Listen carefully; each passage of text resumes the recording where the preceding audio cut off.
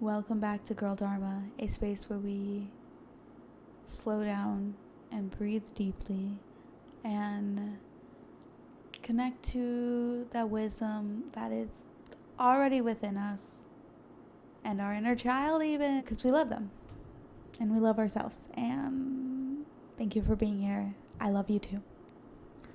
Today I'd love to talk about abundance.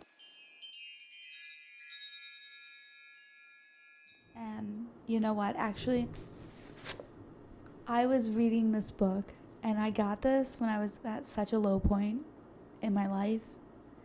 And I just started reading it because I am off social media now. So now I have to find ways to not be bored all the time. And spoiler alert, I was addicted. I didn't realize it until I had withdrawals from not being on social media. And that's funny, but it's also not funny because I'm not joking. Like, everyone, I guess, is like addicted to social media, and that's why it's so cringe to say. I digress. I'm doing this thing again where I ramble, and that's okay. Today I'd love to talk about abundance. And I'd love to talk about abundance not entirely in a financial sense, but also in maybe even seeing abundance through the eyes of our inner child who would have just appreciated the wonder of life, the simplicity of things around us. And yes, I have plenty of my own stories to share on this, and I'm excited to dive in. So, yeah, thanks for being here. I've tried recording this so many times. So what happened is I wasn't going to record today. I was like, I've got so many things to do. And then I read literally maybe 5 pages out of this book. And I was like, oh, I have to talk about abundance because I just think everyone cares about my opinion on everything. So yeah. So welcome back to the Girl Dharma Podcast. I'm Christina, and this is episode number 3. I'm excited. I feel so good about these, and I've been feeling so good lately. So much good is going on. Yeah, life has been good, and things are beautiful, and I've been off social media for 9 days. Sort of. You need to leave.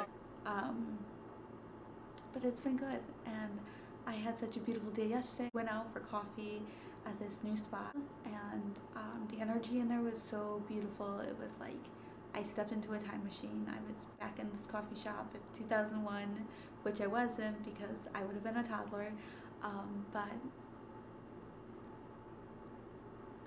maybe it wasn't a toddler. I would have been 5, so not quite, but the energy in there was so very, it just felt so good.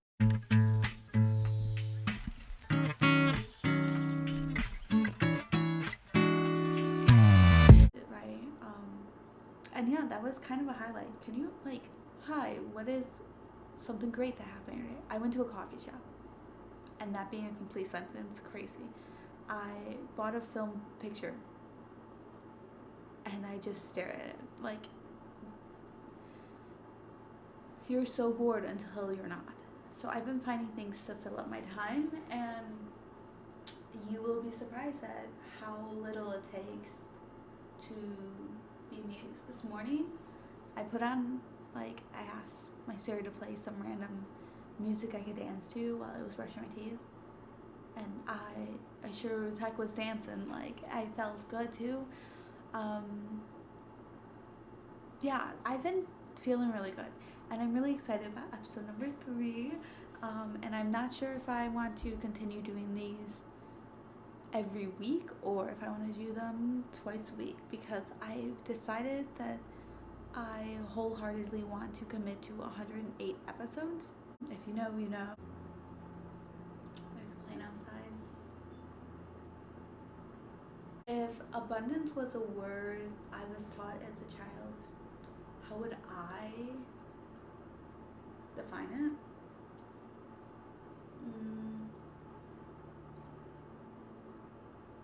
I think, being very real, I think little Christina would have been like, oh, it's feeling good. You have so much nice stuff, and it's a nice feeling, right? And sometimes that nice stuff you have is getting to play with your sisters and getting hugs from mom and dad, and I really think that's how little Christina would have defined it. Abundance wasn't a word I knew as a kid, and right now when I'm thinking back to little Christina, the version of me that I'm tuning into right now is very young. We still lived in the city. We were in a 2-bedroom apartment. My sisters and I shared this big, beautiful room. I felt huge, and I might be remembering that wrong. We were just small because we were kids. And we had bunk beds over here, and we had my younger sister's toddler bed over here, and things were just so colorful. Oh, we had so many toys under our bed in like different bins. We had this beautiful little like closet moments, like kind of a walk-in closet. What defines as walk-in closet? Because we definitely could walk in there, and it was not huge. It was like, but you can go in there, and it had a little window. Oh my gosh. Oh, and we had a cat actually for, I think it was such a short amount of time, but I had no concept of time as a child. And this cat their name was Snowball, and it was this beautiful white cat, and I would wake up to this cat sleeping in my bed with me.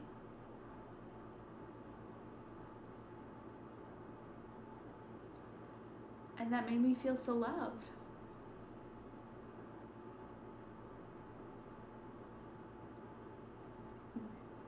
I would have defined that as abundant. My mom was always taking us places. We always had these really interesting adventures, you know.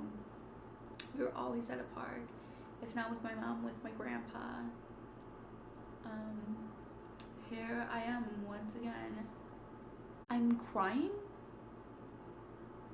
the first 5-10 minutes into this video.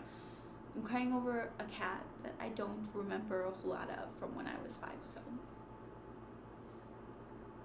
Always going to the park. We were, if not with my mom, with my grandpa, who we lived so close to my grandparents, and also so close to my cousins. Like, I was abundant in friendship, and my life was abundant in love and in feeling cared for, viewing abundance through the eyes of my younger self.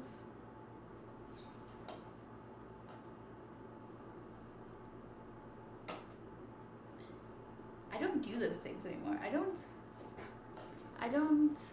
see my grandparents and it feels good. Right? I go places and it feels good. I can walk to a park and it feels good. And that's so funny because those are moments that feel, as an adult even, it feels so good. And it's not the first thing I think of doing.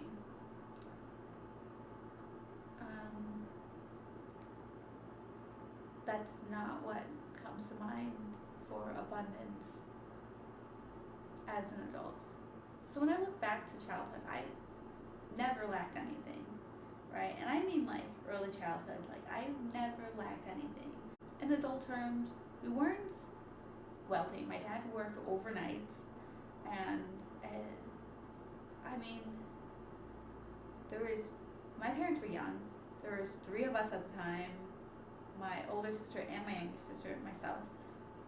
My parents were young. They were young, and somehow they managed to keep us entertained. They managed to keep us all feeling loved equally, and I'm so grateful for my parents, just as they were, the people they are. I always got these really cool experiences, just my mom, my dad, and I. And I know my siblings got those experiences as well. I cannot for a second, think back to a kid moment where I was like, oh my God, we're not gonna have this, or we can't have this, My parents always took care of everything. And I think another reason why I felt like maybe we were even financially abundant, is because I had cousins who definitely were not. They were not abundant financially, but also not abundant in a spiritual gratitude kind of sense. And you really pick up on that when you're young, whether people are rich in love or they're lacking. Not in receiving love, but in giving love and in love for themselves. Looking back, I can realize that abundance wasn't about having an excess amount of something. It was about feeling cared for and having enough. Even the small joys, right? We would go to the beach and we would collect sea glass. We would collect sea glass, or we'd write our name in the sand, and I just remember those moments feeling so beautiful, right? I don't know. It was kind of looking back, I'd be like, oh my God. In the moment, I'd be like, oh wow, life is like a movie. It's so beautiful. And they're such simple things. As an adult, the way I view abundance is vastly different than how I would have. And it's not until really, till I sat down to start rambling on this topic. That's all I do. I just press record and I start rambling. And then I stop it, and then I press record again, and I start rambling, and then you know what? It works. I think it works. I feel great about it. But it does help me talk things through and kind of figure out how I want things to figure out how I want to word things, and how I want to rewire these things in my brain. And so that's nice. But yeah, so how I think of abundance as an adult is vastly different than the ways I just spoke about, maybe viewing abundance as a child.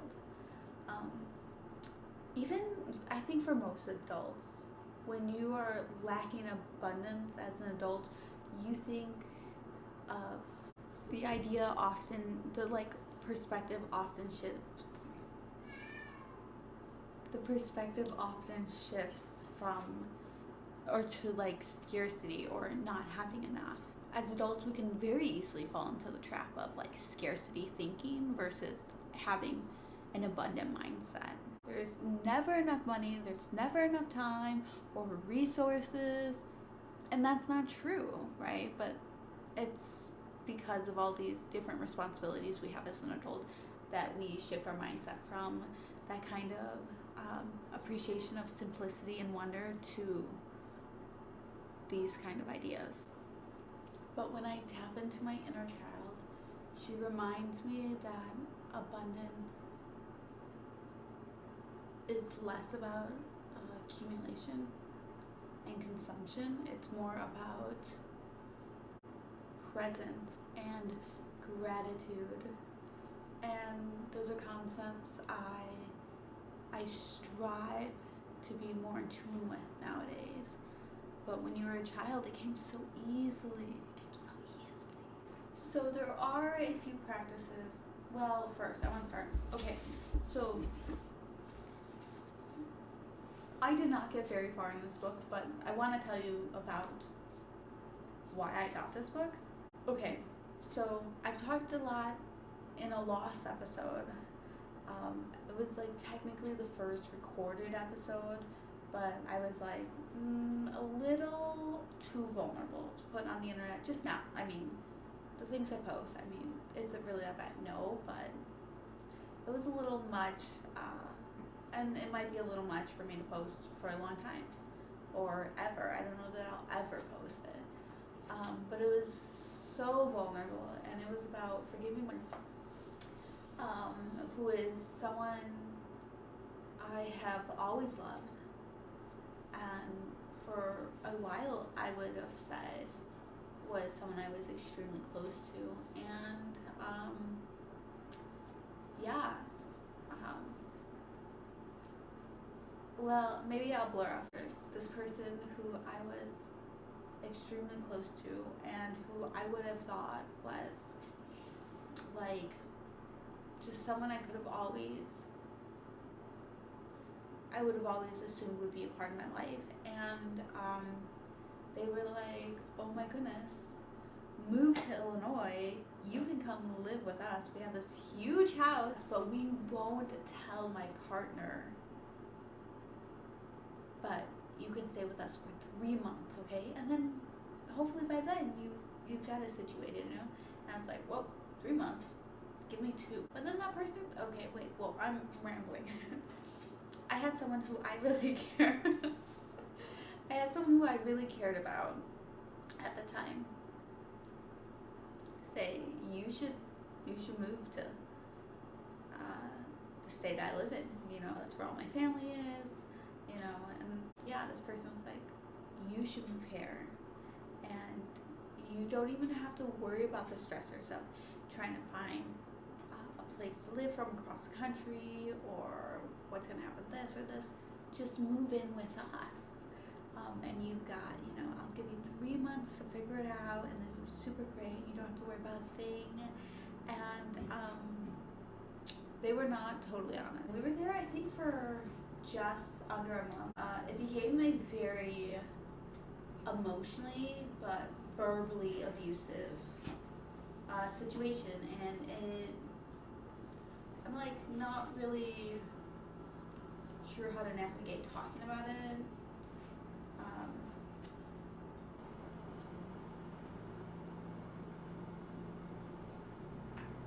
Oolong had horrible health problems while we were living there, and there were a couple times that we thought we were going to lose him. We spent thousands of dollars getting him medical help. Again, this is all during a little less than a month, and this person would demand that I come spend time with them upstairs because I'm living in their house, so I have to hang out with them when they want me to. And they could be all kinds of unkind, and I was just expected to take it, and we weren't allowed to do laundry. I'm getting too ahead of myself. They really just they made things really hard, and without getting too much into it, it became so scary that so scary to be there that we had no choice but to leave immediately, and that left us in a compromised situation where we put where do we house our cats? Like, I'm getting too ahead of myself. Obviously, even though I've forgiven this person, the things they did were just still a lot to talk about. So anyways, lowest time of my life, a really tough time, and I felt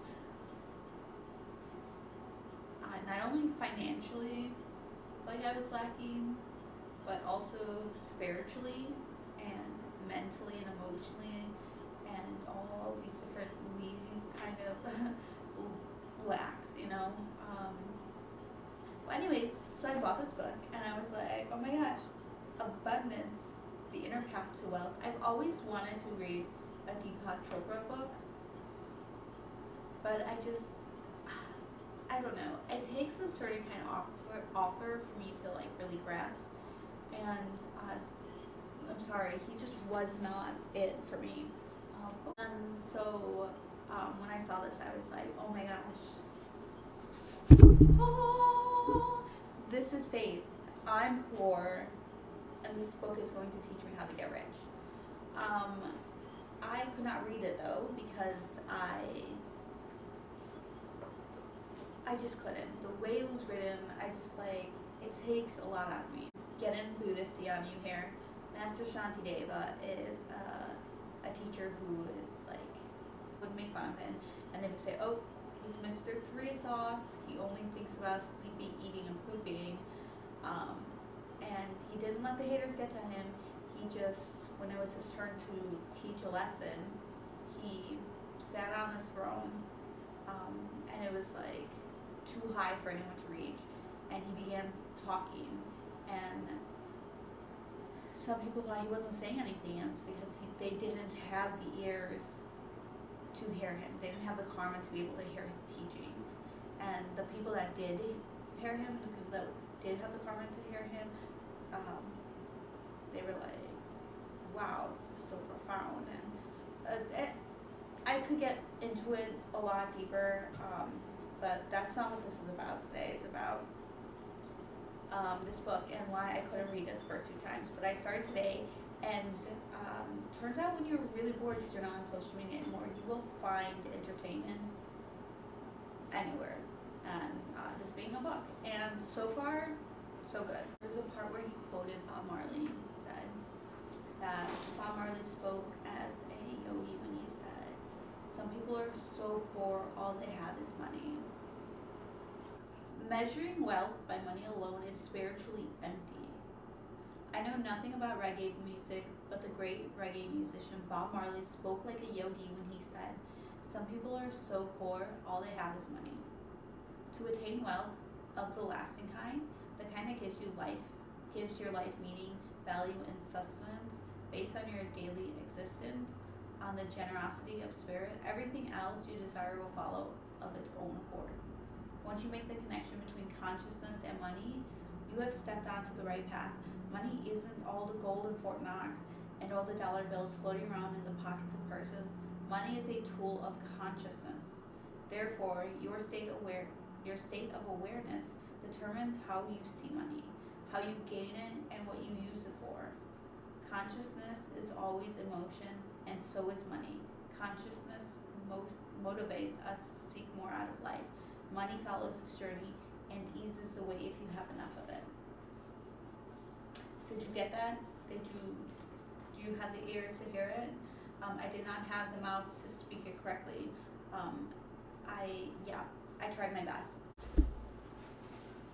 It just made me realize that, like, I guess I can look back and recognize that when I was in this place, I was like, money can solve all my problems. And I guess that's partially true. Money could have helped a lot. And I'm so grateful that I'm not in that place anymore. I am able to live in a place of abundance, and I have this beautiful space. Look at these. This is my skirt that I was telling you about. That is actually, well, it's curtains, but it's a skirt. It's really a skirt. And here are my prayer flags. And my boys are sleeping on the bed. I did have to, but they're good, and I love them. And I got a new notebook. I got my watercolor. Got a watercolor set. I'm living in abundance. I'm gonna go for a walk today. It's gonna be 24 degrees and it's gonna be freezing, but I have the proper tools to dress correctly for the weather. How lucky am I to get to go outside and enjoy being outside, which I love, even though it's freezing out. Properly prepare for the weather. I have boots and I have long johns I can put on under my pants, and I have coats and hats and scarves and gloves. So some practices I've put into play on feeling more abundant and more grateful, and I'm not sure if I mentioned this in previous one, is gratitude journaling. Oh, I love gratitude journaling. I'm so grateful for what it does for me, and I will just sometimes just start rambling, and sometimes I can get really, really out of control,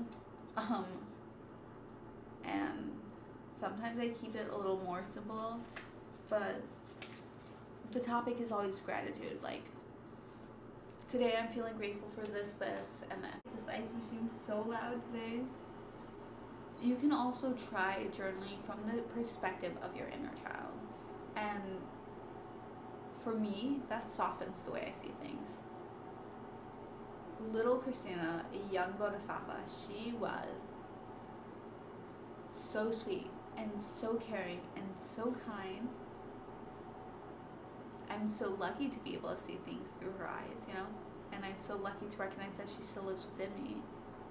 I also am starting to remind myself more and more to spend intentionally. I'm not buying intentionally out of fear or pressure, or like, wow, this one thing I buy is going to be the thing that sends me back to that place I was, but I'm focusing more on the things that bring me joy. Like, do we have coffee at home? Yeah. But, what was really great is I got to go to this beautiful new coffee shop yesterday, and I got to share some time with Tim, and it was beautiful, and we loved the energy there. And that brought me a lot of joy. Like, that simple thing, it, really filled my cup, These small acts do help me feel connected to abundance as an energy flow, not just as a number or a dollar sign. So I have successfully rambled on again today. Abundance is already within you. It's not a number game. It's almost like a contest, and how grateful can you be? The more I look for things to be grateful for, the more I have to be grateful for.